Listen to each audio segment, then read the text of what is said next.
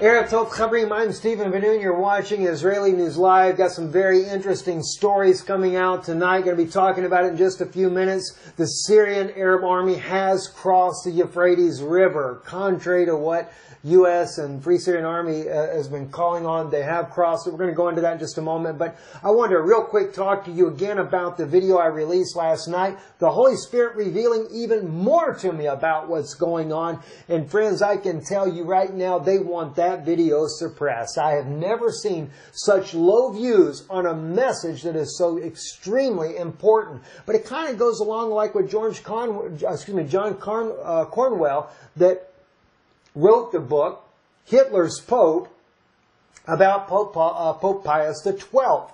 It is no doubt they don't want this to come out. They want to keep it silent. They want to keep me shut up and in the dark. And in fact, one of the very United Nations members that came to my own home that told me to keep my mouth shut about the Vatican was involved in trying to exonerate Pope Pius XII as well. Now, I considered him a very good friend, and I would hate to diminish that even to this day, but I was taking the warning very seriously, but at the same time trying to prove that it's not the way you think it is. But nonetheless, there's still a major move amongst Jewish people, amongst Catholic scholars as well, to exonerate the Catholic Church and whitewash their sins. Because why? They're trying to get complete control of Israel and revive the Babylonian Empire. It's much bigger than what you could ever imagine. That's why we war in Syria. That's why we war in Iraq. That's why we're going to war in Lebanon.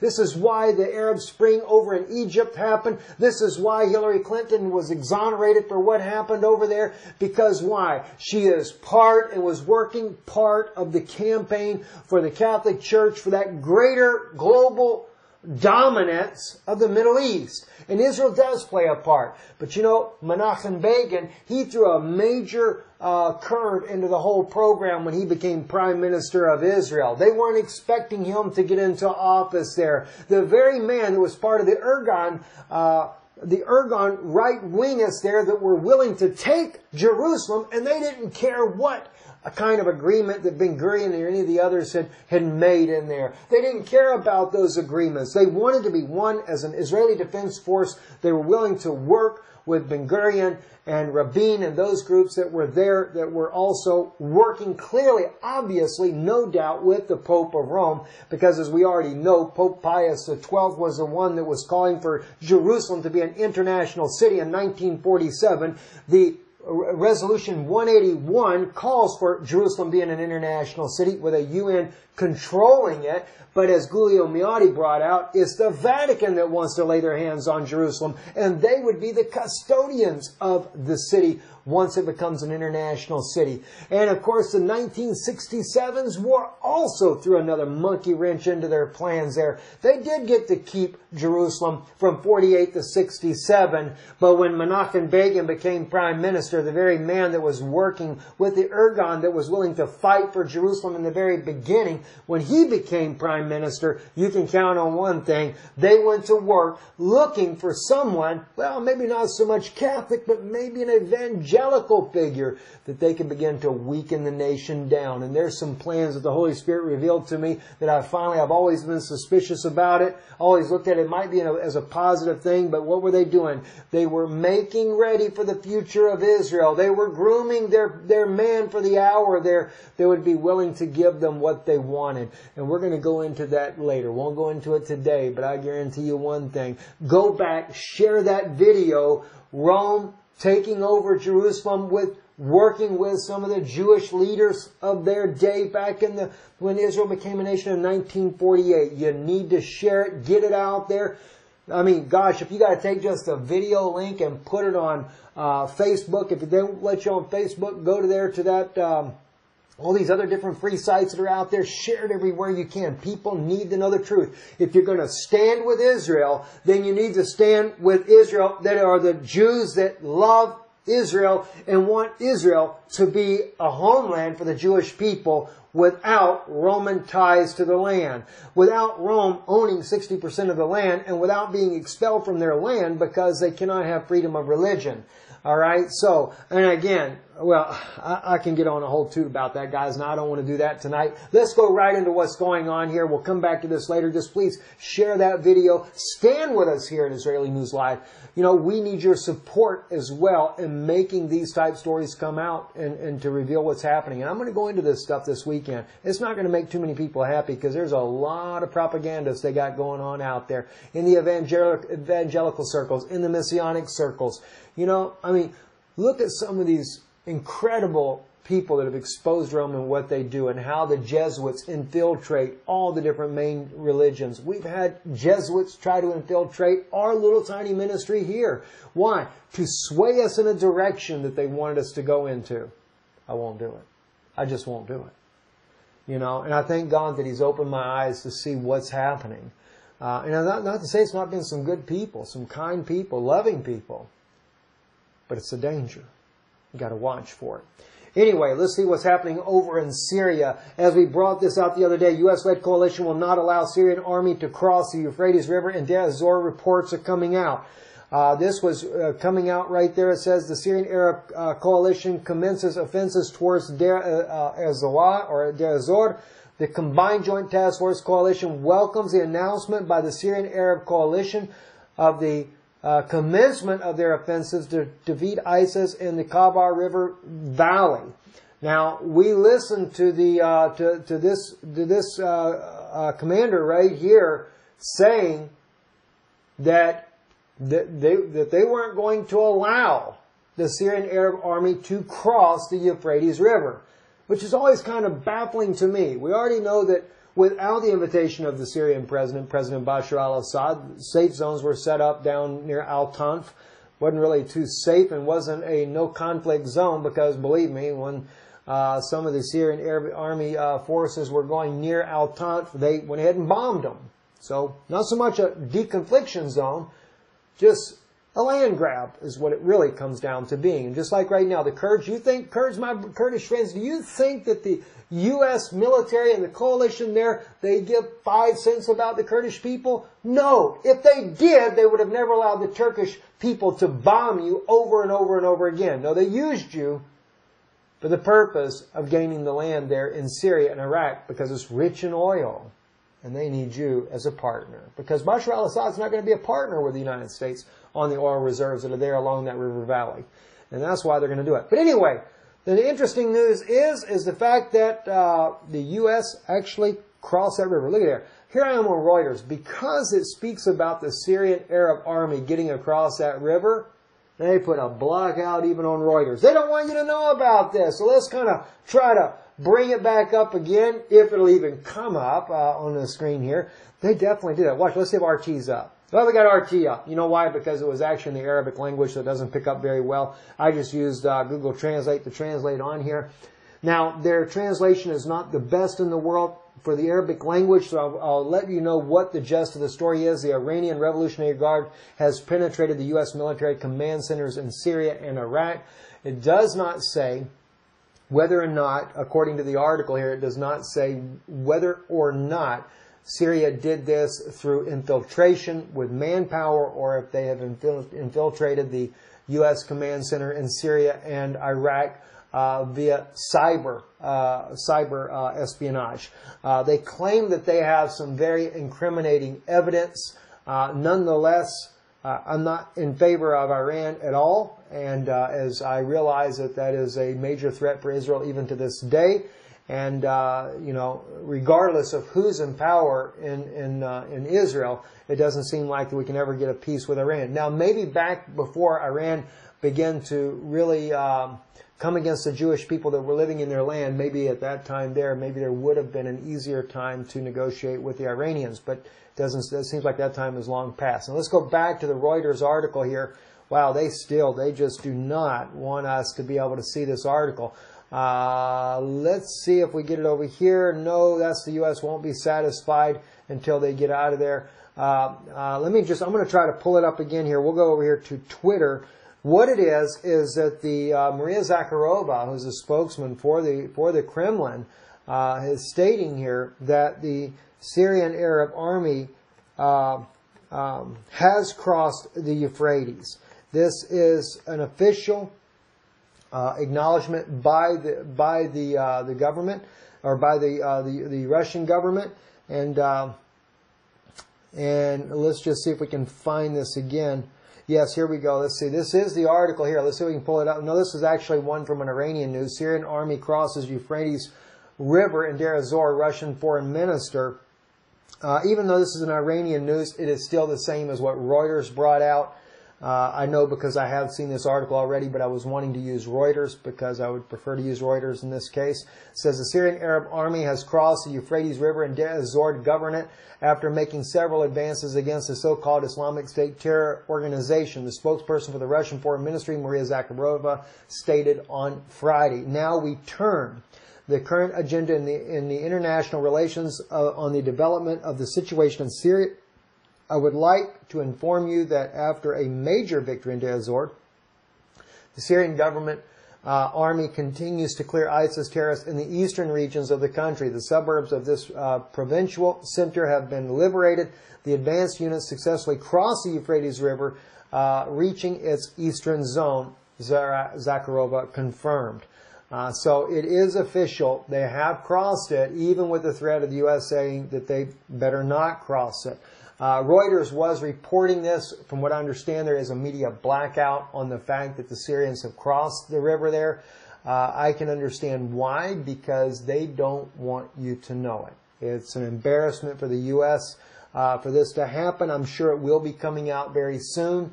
But indeed, yes, let me just see if I can find that source in and Reuters. I'd like to find that again with Reuters because yes, here we go. This is it. We got it for a few minutes anyway until they block it out. Reuters News is reporting Russia, Syrian government forces now on the east bank of the Euphrates. Let me blow it up for you so it's nice and big. We can see this there. This, again, is going to be very disturbing for the U.S. to acknowledge the fact they've done it after they have threatened them not to cross over. It says advanced units of the Syrian government army have crossed the Euphrates River and taken up positions on the eastern bank, a Russian foreign ministry spokeswoman said on Friday. U.S.-backed Syrian militias opposed to President Bashar al-Assad had set up Euphrates rivers as a red line, saying they would not allow government forces to cross onto the east bank. After a major victory near Deir ez-Zor, the Syrian government army continues to clear Islamic State terrorists from the eastern regions of the country, ministry spokeswoman Maria Zakharova told a news conference. It is official. They have crossed it. A very big victory for the Syrian Arab army in making this advancement here. It is really sad, friends. It's really sad what the Syrian people have gone through. And I have taken up for them. I've taken up for the Kurds as well. You know, no different the Kurds as I have the Syrian people, because I've watched the Kurds be used as a pawn in a chess game by both Russia and the United States. Both of them saying they were great fighters against ISIS, but yet neither side was really willing to come to their aid. The United States, I was in when the United Nations was meeting, talking about a ceasefire in Syria, and they had brought over the Free Syrian Army to their headquarters there in Europe, and we were there. We were actually in the hotel where the Free Syrian Army was being kept at, and U.S. negotiators were meeting with them. But when it come to the Kurds, their representative, he came there to Geneva, but he wasn't allowed in the meeting whatsoever. He wasn't even allowed to come to the meetings at all. The U.S. didn't want him there. But now suddenly the U.S. likes the Kurds. And for Kurdish people, you guys are just really dumb for even falling for this. You're just part of a political pawn. And I understand, you want your own country. And when you look at it, there's one young lady there. Let me just see. I'll pull her up real quick because I've seen her at the top as I was going through. Here we go, right here. Partisan Girl herself. She had pulled up a map, and I want to see if I can pull it. Yeah, here it is, right here on her page, right here. Very interesting map right here. She shows the map of the Kurdish population in Syria versus the Kurdish land grab in the northeastern part of Syria. All right. Now here is what she's showing as a land grab. They've taken up all this land right here, and they're pushing to take all the land all the way down here, down to the bottom parts, what they want to get as well, because the U.S. needs the Kurds to have their own place called Kurdistan, and of course crossing over into Iraq as well. They want to have all that. Now, then she shows where the map where the Kurdish people actually reside, which is the gray area here on your map. You may not be able to see that very well. And it is the upper part of the eastern part of Syria right here. That is so. That is part of where they are predominantly at. But it doesn't go down. My apology. It is just up here in this far northeastern part of the Syrian country here. Not all down through here. Not down by Deir ez-Zor and places like that where they're trying to create their own state. So what she's showing is that this northern corner, and then when you go into Iraq, all of this region here, the northeastern part of Iraq, as well as the biggest part of half of Turkey to the east there, is where the Kurdish people actually live. And I kind of believe that they should really create a state for them in Iraq and also a big portion of eastern Turkey. That should be where they should be given a state. The Kurdish people deserve it. And I agree with them. That's why the Israelis have always stood with the Kurdish people. They have been friends with them for a long time. But in this case here, it's totally different. We see again, the map is just blown up bigger is what it is. This is the area where the Kurds actually reside, but they're trying to take the entire northern province. And the U.S. would like to have all the way down through here as well. And it's all for one reason. It's not for them to get the state where they live at, where the Kurds are actually from, but it's a land grab in order to fulfill the United States' desire. And the U.S. needs this because if they're going to run a pipeline from Qatar up through Syria without Bashar al-Assad's approval, they need a Kurdistan that allow it to go up through Turkey and then come out in that direction there. This is why the land grab is happening the way it is. And now the U.S. has taken advantage of the Kurdish people to do exactly that. And of course, I'm sure the Kurds are going to do whatever they can just to get themselves a homeland. So that's the way it's laying out right now, friends. Very interesting how this is all playing out at this point in time right now. One other thing I want to bring up to your attention as well. Russia rejects Israeli requests for a buffer zone in Syria. Now, at first when I thought about this, I thought, well, you know, the Golan Heights is a buffer zone to begin with, but that is part of Israel. We took this during the war, the 6 Days War, when we were battling with Syria as well, one of the invading countries that were fighting against the Israeli state at that time. But I'm also concerned as well for Israel in this case here, because as you read the article here, you find out, and let me kind of make this large enough for you to kind of see what's going on here. Russia rejected an Israeli request for a 60-kilometer buffer zone between the Golan Heights and the so-called Iranian-backed groups in Syria. I don't think that Israel is actually asking to go inside 60 kilometers and actually take this control of this land like in the case of the Golan. But I believe that what the Israeli government is trying to do here is that they do not allow the Iranian forces to be within 60 kilometers of the border. And for Russia to reject this idea just really is uncalled for. President Putin really should take into consideration that is a threat for Israel. Much like what we had in Lebanon years ago, Israel had a buffer zone, far more land up into the northern part of Israel, up into Lebanon. And when Israel withdrew from there, trying to make peace with Lebanon, it's never helped matters. It's only made the matters worse. Hezbollah has gotten worse than what they were before. So Israel does have very legitimate concerns that President Putin is not honoring this request. He's only giving a 5-kilometer buffer zone, and that's just really not enough. I mean, I know that the Israelis don't even want Russian troops in that area, but in my opinion there, it should be Russian troops. And I know that the Israelis are calling for American troops to be in that area, and granted so, it would seem to be a lot safer with Americans there than it would be the Russians. But again, when I see that, I realize what is going on. That is some of the politicians in the Israeli government working with Rome to revive that Babylonian empire that Babylon once controlled before. And of course, we had Israel's leaders back well over 2,000 years ago that were doing exactly that with the Babylonians. They were controlling that part of the region of the world. I'm Stephen Ben-Nun. You're watching Israeli News Live. Shalom. God bless you. And please stand with the work we're doing. You can support this work. You can go right above the subscribe button. There's a donation link there, as well as our website, IsraeliNewsLive.org. If you're having problems there, try IsraelReturns.com. That's .com, not .org, but .com on Israel Returns. Both those websites there, we have a way that you can donate there electronically, or at the end of the video, you'll always see our address in Prague, Czech Republic. I'm Stephen Ben-Nun with Israeli News Live. Shalom.